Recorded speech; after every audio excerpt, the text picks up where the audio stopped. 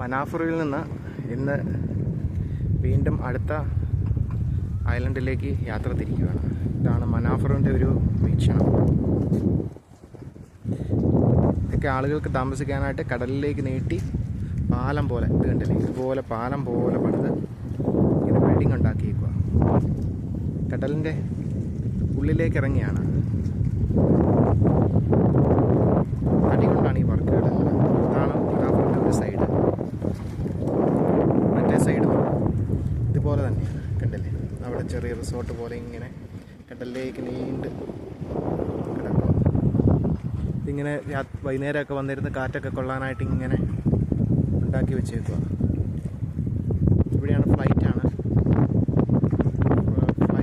Air ഫ്ലൈറ്റാണ്, see flight. അതൊന്നിങ്ങനെ ആയിരിക്കും.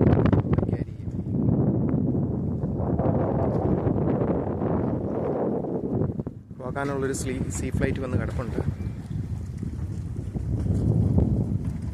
2 സൈഡുണ്ട് see ഫ്ലൈറ്റിന് വരാൻ. ഈ സൈഡും അപ്പുറത്തെ സൈഡും. സീ ഫ്ലൈറ്റ് അല്ലാതെ വേറെ വഴി ഇവിടെ വരാനായിട്ടില്ല.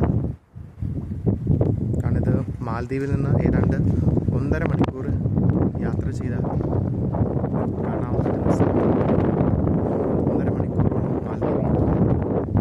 ഇവിടുത്തെ മുഴുവൻ വർക്കും തടി വർക്കുകളാണ്. തടിയിലാണ് എല്ലാം ചെയ്തേക്കുന്നത്.